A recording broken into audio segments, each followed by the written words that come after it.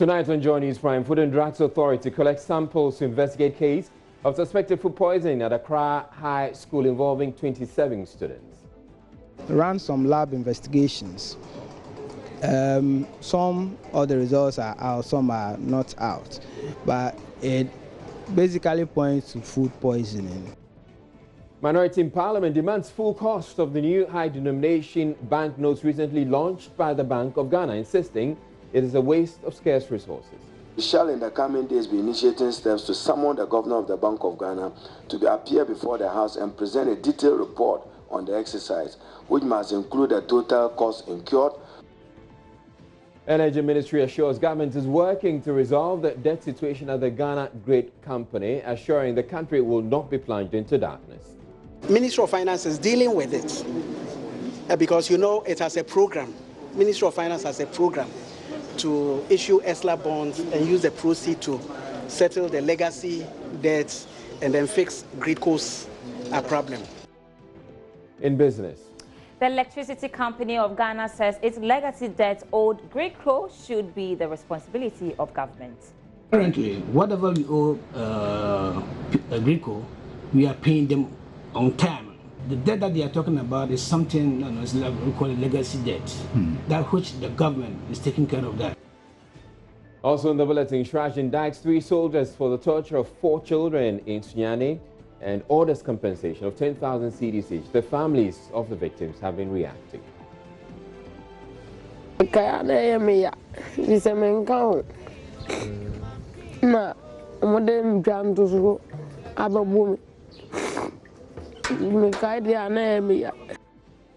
Mr. Online, Joy News Prime comes to you live from the Joy News studio at Kokomlemle here in Accra with digital address GA0992539. Stay tuned in. Our first story, Joy News is learning the Food and Drugs Authority is taking over investigations into a case of suspected food poisoning at Accra High School. The incident is being traced to a meal consumed by the students on campus on Monday night, though the authorities are yet to confirm. An initial set of 22 students who were rushed to the Adabraka Polyclinic were treated and discharged on Tuesday. Nancy Emefra-Jaradozi have a report. Another 5 were rushed to the facility Wednesday dawn. At the Accra High School, students were going about their normal duties. Some were on the basketball court, while others were getting ready to go for the interzonal games. It was as if nothing had happened there. You can see the background. Our students are even prepared to go to Elbak Stadium to continue their sports. Headmaster Kwabna Bedu told Joy News some students complained of stomach aches after returning from the interzonal games. It was yesterday when our students went to WAC Sports Stadium for games, that is interzonals. Then some of our students were rushed to Adabraka Polyclinic, complaining of a stomach ache. So we went there to verify what was happening. So they were treated. But unfortunately, more of them went about, if I'm not exaggerating, about 20 went there and came to school. So there's no epidemic. He assured parents that their wards were safe. There's no epidemic, no confirmed food poisoning in Accra High School. I want to assure the whole nation that Accra High School is safe. School is in session. But at the Adabraka Polyclinic were 5 students who were rushed there Wednesday dawn. They lay in their beds while receiving intravenous fluids. The doctor explains 22 students had already reported the previous day. They started bringing one of the teachers, I think the senior housemaster also, brought about 5 of them who came with vomiting, abdominal pain and then diarrhea. From yesterday up to this morning, we've had 27 cases. Yesterday we had 22 and then today we've had 5. He said the case could be a possible food poisoning. Ran some lab investigations. Some of the results are out, some are not out. But it basically points to food poisoning. He, however, revealed his health team was going to return to the school to investigate further. We are in the school, we are picking samples from the kitchen and other places as well. And then we are also running further investigations on some of the samples that we took yesterday and then this morning. The headmaster and students are hoping all these students get well soon. All right, let's get on to the phone line. I speak with the head of food safety management at the FDA, Joycelyn Adeline Ejakwa Musa. As we're learning, they're taking over investigations. Thank you very much for making time to speak with us. Now, have you been to the school and what have you been able to find? Thank you very much. And good evening to your listeners. We have been to the school and we have started investigations. The investigations are currently still ongoing. We have been to the hospital as well, as at Abaka Polyclinic, where the students reported ill. And from the data that has been recorded so far, there were 35 cases that were reported, and 30 have been treated and discharged. 5 were still on admission, but we were told that they were responding to treatment. So that's an indication that the outbreak has subsided. So we are continuing at the school. Most of those who ate the food that has been suspected is kenke with fish and fresh pepper. That is what most of them ate. And this, from our investigations, we have been able to establish that it was this kenke fish with fresh pepper was prepared by the school feeding program in the school, that is Accra High School. So we are continuing the investigation to find out how this was prepared for the students.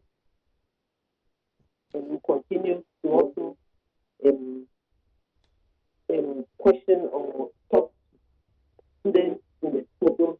In case some people did not report to the hospital, we talk to them to find out whether they also were down with any illness as a result of consuming the same kenke and fish with the fresh pepper.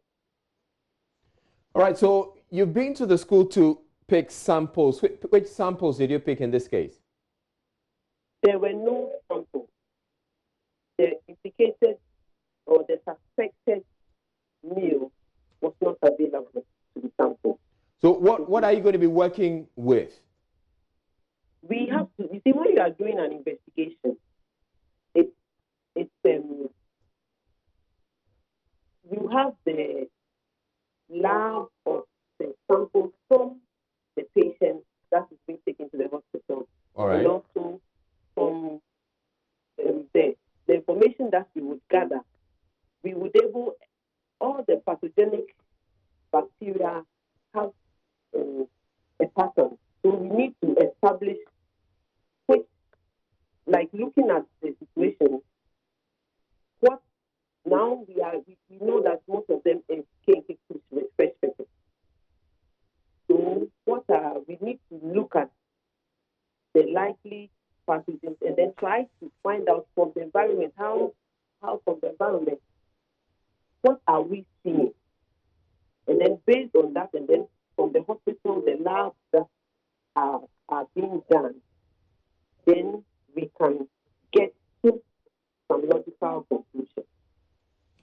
All right, we're also learning that some of the students said they had rice, and they also experienced what we're looking as what we're getting to know would be a suspected case of food poisoning. Were you also able to establish that? No. What we found out was that there was reported cases in the hospital. They ate kenke fish with fresh pepper.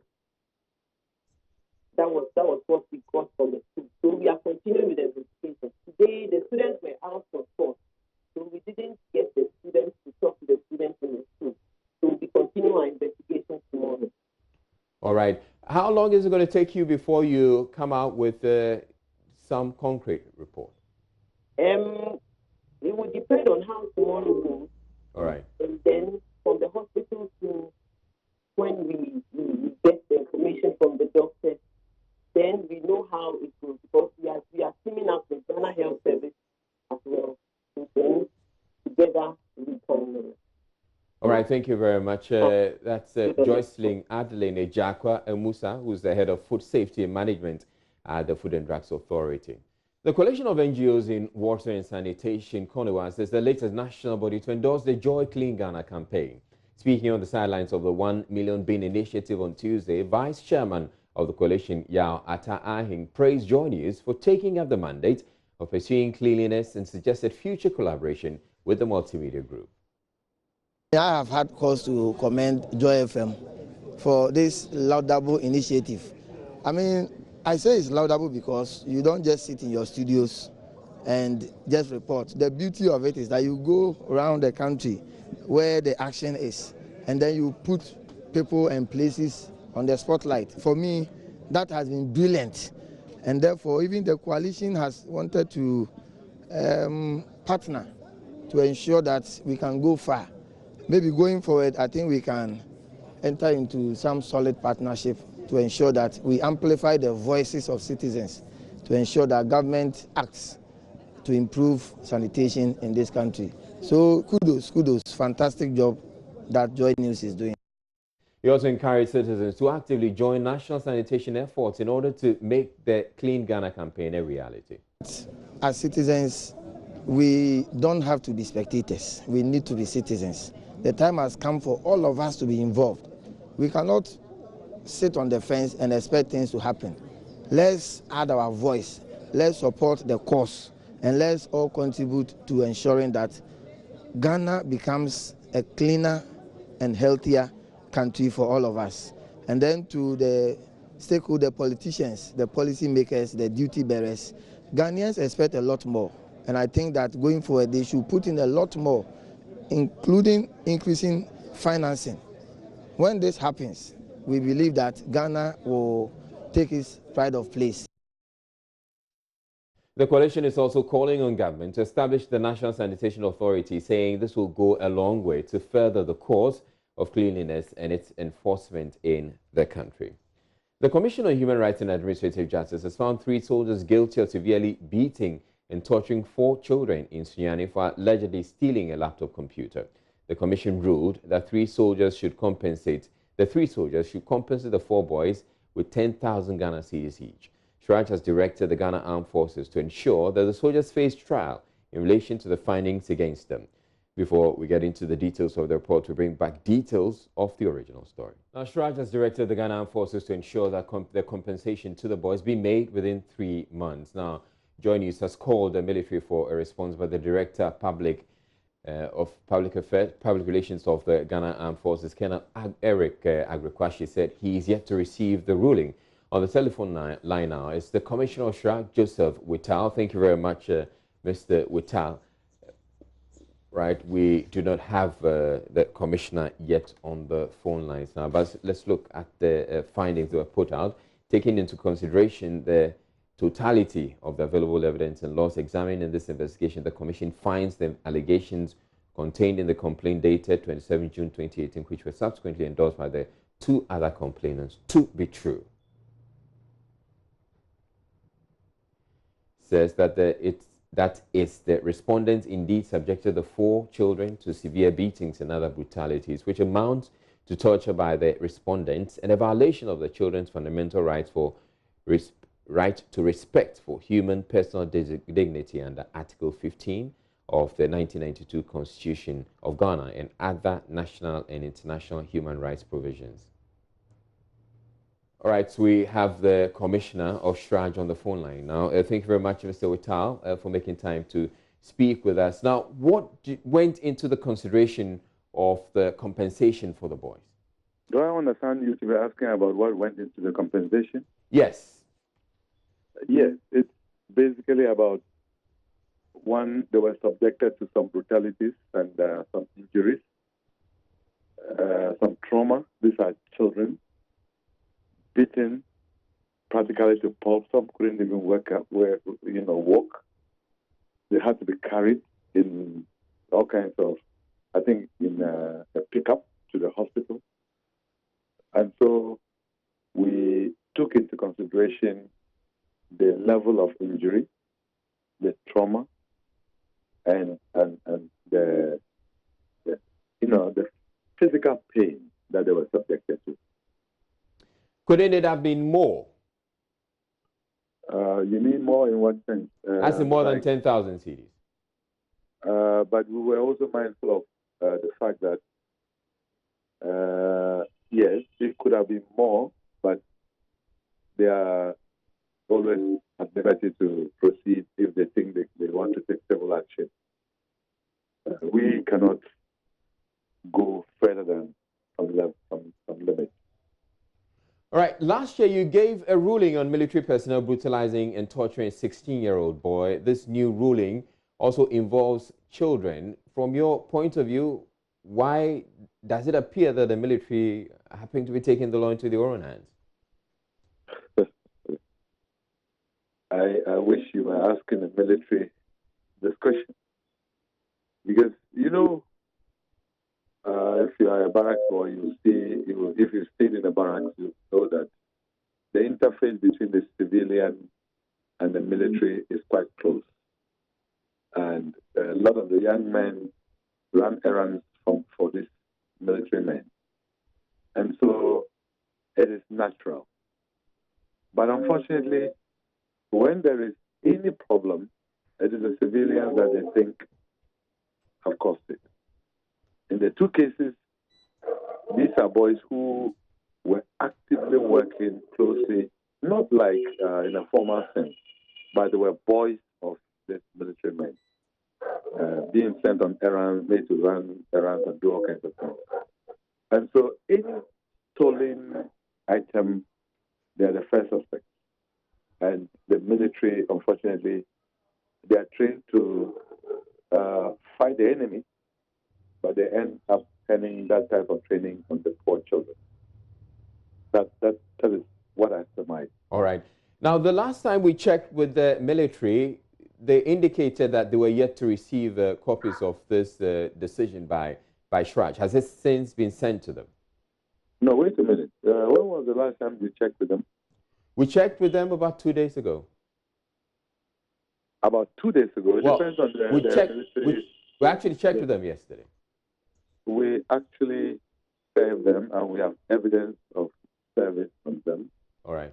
On the Chief of Defense Staff Office and on the Minister of Defense Office. All right. Thank you very much. And that was done last week. All right. Thank you very much, Mr. Whittal, and that's the Commissioner of Shraj there. Meanwhile, parents of the 4 children brutalized by the 3 soldiers in Sunyani say they're happy with the Shraj ruling. They thanked Joy News for championing the plight of their children wrongly accused of stealing laptops and added that the Shraj report vindicates their children. It is embarrassing to go out these days. They laugh at us and ridiculed the case will be in vain. But we are happy Joy News pursued this case to a successful end. It is not money we are in search of, but conviction. If government has looked into the matter and found the officers guilty, we are grateful.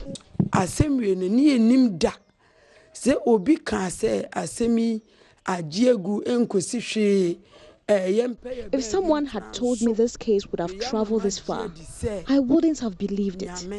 You people have indeed done God's work because you did not take a peso from us. If we get this money, we are not going to spend it. We will use the money to seek treatment for our children. I have been told that if we do not seek medical attention for my son before he turns 20, he might develop mental illness, so I am going to seek the best of care in the biggest hospital. Say hospital akasio me bani say omoka say from 20 years going obetimi anya adwen mu haw nti me dia me sere bebre ska ne beto ensem a hospital ene medican akọ na mfidia kese a yebetim di akora no afa so amama hu se daachi bia bia me ba ne mebodam ana o memeye kwa se bia mawo na beregu ato na twene no ena sebe me dwe ne ho kese na mapomuden no omuhia mpomuden ska na omode amaye no anya so omode amaye no nkwala no so no omaja nkwala no so amaye. I will use the money to take good care of my son. The military officers hit him severely on the head with machete, so he can barely stand the sight of the sun. His vision is now blurred. We have been left to cater for our children, but we need the assistance from the government. They may miss that by some more discarded about scan the mob. That's by scan the bedia is and yet a year betty ma akasa bedia quacosia we intimate paying cosia we intino. The middle some cacra mechanism or mom some one colana maye.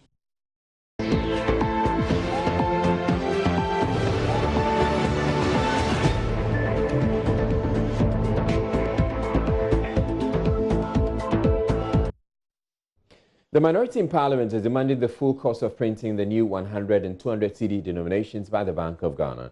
Minority Leader Haruna Idris at a news conference in Parliament described the entire exercise by the central bank as a waste of scarce resources, arguing that high denomination notes fuel counterfeiting, terrorism and other financial crimes.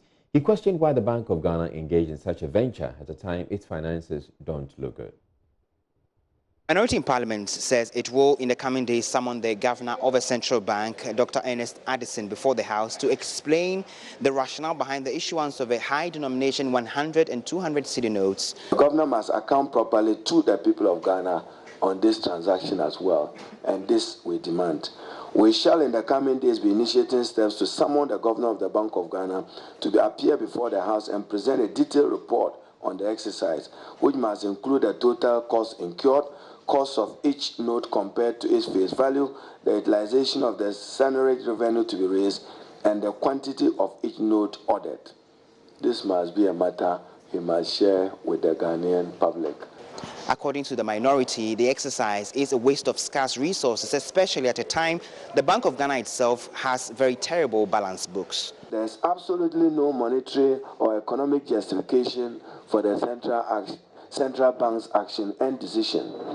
The central bank's own economic and financial data reveals that current money growth is not below the optimal rate. The latest data from the Bank of Ghana as at the end of October 2019 suggests that reserve money growth was 26.1% in October 2019 as compared to 4.3% in the same period last year. Narrow money also recorded a spike of 22.6% in October as compared to 14% recorded in the same period a year ago. So why the introduction of these higher denominations? Sadly, the Bank of Ghana is engaging in this waste of public resources at a time when its own balance sheet is in a very precarious state and needing recapitalization. Another critical issue must be why the Bank of Ghana is refusing to disclose the cost of printing the new 100 and 200 cedi notes. The minority also says the printing and issuance of such high denomination banknotes has the tendency of fueling cross-border crimes, terrorism, financial crimes and counterfeiting. Also on the agenda by the minority is to invite the Minister for Finance to come to Parliament and explain Ghana's position on the implementation and the use of the ECHO from January 2020. Invite the Minister of Finance to Parliament to clarify government positions on Ghana's earliest commitment to adopt the new regional ECHO currency in January 2020. This was what was announced to us. So we'll make a demand. We'll use parliamentary practice to demand whether Ghana is truly sincere to our regional commitment to the sub-region. Deputy Energy Minister Joseph Kujo says government is working to deal with the challenges facing power transmission company Gridco. It comes a day after the workers of the company embark on a demonstration to drum home the dire need for $1 billion cedi debt owed by ECG, NEDCO and VALCO to be settled. The workers, among others, demanded of the Finance Ministry a 250 million cedi amount promised to management by President Akufo-Addo in May this year to cushion the transmission company. They also demanded from management of ECG a full payment of a 600 million cedi debt owed them. Mr. Cudjoe says the Finance Ministry is taking the matter seriously and that government will work to keep the lights on in the face of a December 10 deadline issued by the workers.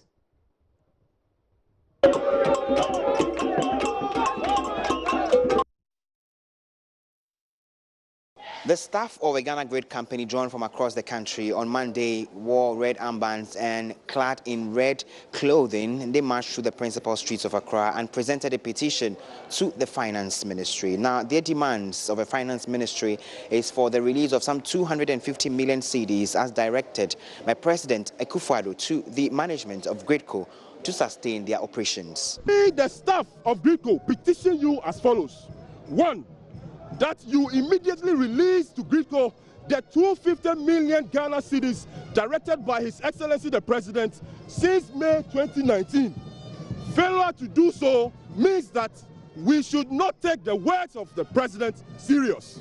Deputy Minister in charge of Energy, Joseph Cudjoe, assured government will work to resolve the issues as raised by the Ghana Grid company. To enable us even export power. On the light side, we know power cannot be exported in articulated trucks. That is what makes Gridco and Gridco's issues very important to us as a government. You can only export when the transmission lines can support the export. Okay, so Gridco's situation, they need more investment. They need to keep the network robust. They need to balance their network. There's a lot of things they have to do. And it is the reason why the president has, if you heard their petition, they said they were following up or they want to release the 250 million Ghana cedis the president promised them. Exactly. So to the president, it is very key issue. That's why he has ordered Ministry of Finance to give Gridco that respite. When is it hitting? When it comes to when, I think it is the reason why the workers are in that red band. Ministry of Finance is dealing with it because, you know, it has a program. Ministry of Finance has a program to issue ESLA bonds and use the proceeds to settle the legacy debts and then fix Gridco's problem. But the minority is blaming the current situation and the huge indebtedness on the politicization of a sector led by the New Patriotic Party government. Here is a former energy minister, Emmanuel Ama Kofi-Boah. What we are seeing is that the energy sector institutions are getting deeper into debt. And I think that the Gridco indebtedness and the actions of the workers are a clear indication of where we are. I'm hoping the government will get its act together and address these issues. The solution is this. When you have debt in the energy sector and the people of Ghana has been made to pay for it, what you do is that you strictly use that money to pay for those debt. What you do is this. One of the things that this government did, I have said it and I'll say it again, and it's not political. Don't go and play politics in the energy sector. You will pay a price for it. And so when this government came, we advised them that how do we impose tax on the people of Ghana because there's so much debt. And then you come and say you've promised to reduce electricity. And now, so I'm going to reduce before I increase. So you reduce, and then we engulfed in debt, and then you now jacked it up, and we've not been able to raise enough to basically catch up where we are. So, see, the problems we are facing are real. The assurance has come, but the workers say up until December 10, if they do not find concrete steps being taken to clear the 1 billion cedi debt, they will completely withdraw their services. And what that means is that the country will be plunged into darkness. The Christian Council of Ghana says it is alarming that there has been little or no efforts to address rising rates of exam malpractices in the country. The council believes the offence is a starting point for most corrupt officials in the country. About 50 candidates were apprehended for engaging in examination malpractices in the West African Senior School Certificate Examination WASSCE for private candidates this year. WAEC also withheld the entire results of some 48,555 candidates representing 14.12% of the entire 346,094 candidates who sat for the exam, pending investigations into various cases of exam malpractices. General Secretary of the Christian Council, Reverend Dr. Cyril Fayose, spoke to the media on the sidelines of a new anti-corruption project by the outfit in Accra. There's more in the following report. Ghana is the 78th least corrupt nation out of 175 countries, according to the 2018 Corruption Perception Index reported by Transparency International. Authorities and civil society groups are concerned about the rising rate of rot in the daily habits of citizens, institutions, and some leaders of a state. The Christian Council believes the best way to fight the problem is to tackle it from the youth, specifically in the academic space of exam malpractices. Over 14% of candidates who sat for the 2019 West Africa Senior School Certificate Examination have been alleged to have engaged in the vice. As part of efforts to reduce corruption, the Council, with support from Star Ghana, is implementing an anti-corruption project. The project is being undertaken in 5 regions of Ghana with 27 senior high schools. The Christian Council is forming extracurricular clubs, providing integrity manuals, and engaging parent-teachers associations through this initiative to strengthen academic discipline devoid of cheating in the exam room. General Secretary of the Christian Council, Reverend Dr. Cyril Fayose, remarked that government needs to do more on the subject. The phenomenon is an alarming one, and there is little or no effort from all stakeholders to arrest the situation. Examination malpractice and corruption is such that one would not be wrong to describe the two as inseparable or symbiotic twins. Examination malpractice is a training ground for officials who become corrupt in government or in positions of power. Director of Programs and Advocacy at the Christian Council, Joyce Steiner, called on all citizens to get on board with the fight against corruption. We have developed a manual and we have BCC materials in addition so that students will use the manual to learn. The manual is in various models that looks at causes, effects, and how you can deal with it. And indeed, we have also engaged key stakeholders like WAEC. You know, when we started talking about it, everybody said, oh, the problem is WAEC. But you need to understand WAEC to be able to know that they can't do it alone. Some beneficiaries of the project spoke to Joy News. Like a question I was finding difficult to answer, so I called my friend and she wrote it for me and she showed it to me. I was somehow not okay because the invigilators were there, but it's actually not a good practice. The right way is to just go through it the way you're supposed to go through it, study hard, and then be proud of your work and be satisfied with whatever you get. So during the exams period, other people will just bring in the apple, which we call it, and they will write, but God willing, we do pass them. So it's better to learn than relying on foreign materials, which at the end will bring it to failure. The Christian Council of Ghana hopes to climax the maiden edition of the project in March 2020. PSCA Nanaya Osafos report for Joy News. The National Health Insurance Authority says it is struggling to achieve a target of registering the poor and marginalized in the country onto the scheme. According to Deputy Director of Membership and Regional Operations at the NHIA, Raymond Vino, the scheme has registered 580,000 indigents out of a 2019 target of 1.5 million. The authority blamed the ability to register very poor people on lack of data and poor network connectivity in the deprived communities. Henry Kwesi Badu has the rest of the story. The National Health Insurance Scheme was in 2003 introduced by the erstwhile Kufuor administration to provide quality health care to Ghanaian citizens, especially the poor and needy. But out of the 12 million actively registered members, only 4% are categorized as the poor and marginalized.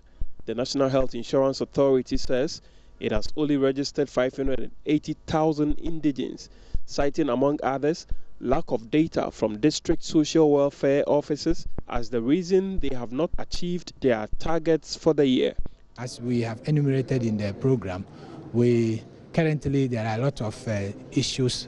For example, with the social welfare department, which is understandable, we have a little bit of logistical constraint, and so some of those things play out into how come the numbers are dwindling. And also we are saying that this is meant for the very poor people, and so we want to be sure that it is the people who actually are poor that are identified. Excuse me to say, we cannot just go and then pick people and register them. So we are expecting that these people will be properly identified, and once that is done by the ministry through the social welfare department, we will do that. And if you go to the hinterlands, we have a lot of issues with network connectivity, and it's not by default that majority of this category of persons live in the hinterlands, and accessing them, when you get there, you don't have the connectivity.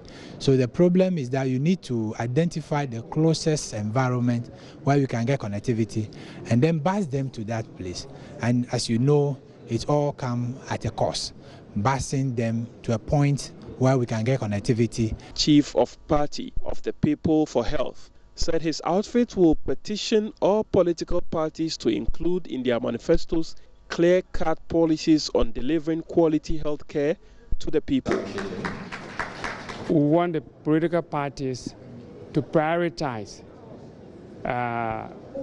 financial security for the National Health Insurance Scheme, because we believe that it is the main mechanism for all Ghanaians having access to quality health care, especially the poor.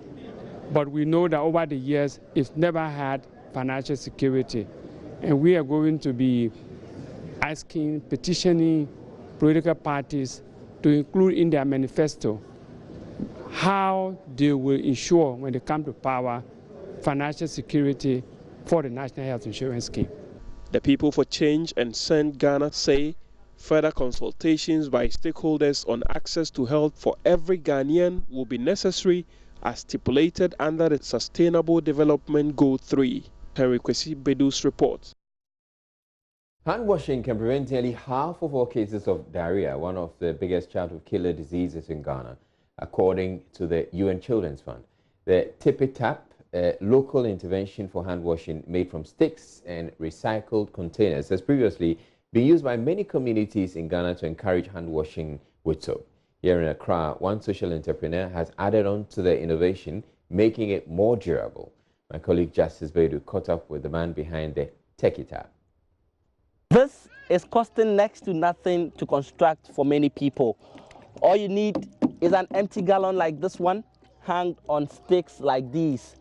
And you don't even need to bother about soap, because the content of ashes from your kitchen is just as effective in ridding your hands of filth and any germs.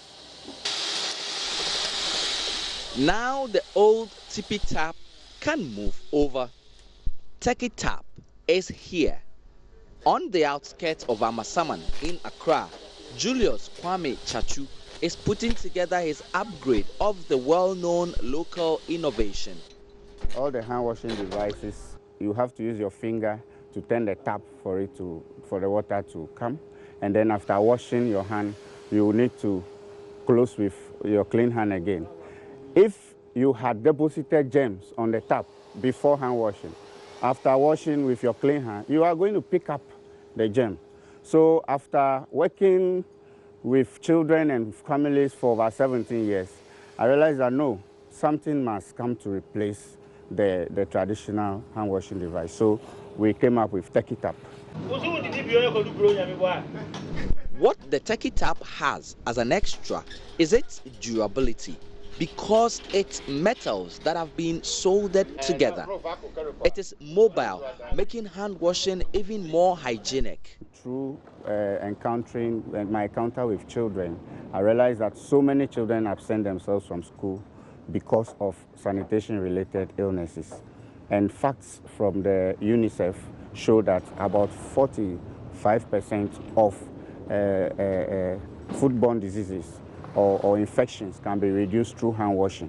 So if hand washing itself can bring infection, then we are doing nothing. So the Tippy Tap that we have brought can help us eliminate any infection during hand washing. Change lesson, please. Inside the Amasaman MA school, Esther Ando, 13 years of age, is one of the many pupils here putting Julius's turkey tap to use. When you're washing your hands, it's easy to wash. And then when you wash your hands, you don't use your same hands to close it. You just use your leg or your feet to paddle. He wants to take his product not just across Ghana, but to the world, and to push for awareness on hand washing to save lives, one household or school at a time.